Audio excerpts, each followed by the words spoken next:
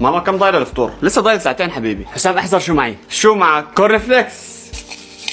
لا حول ولا قوة الا بالله، مين طلع من غرفته هذا؟ عادي خليه ياكل لساته صغير. طيب بس ما ياكل قدامنا، يلا على غرفتك حبيبي. ماما خلاص حسام سيبه. طيب انا حروح على غرفتي.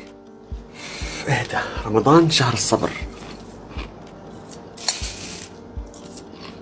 انت شو بتسوي هان؟ بحضر على الايباد. انا اجيت على غرفتي عشان ما اشوف خلقتك، ليش لحقتني؟ هيك. انا شبعت، خد كمل. بديش اكمل، خلص اقعد وانت ساكت.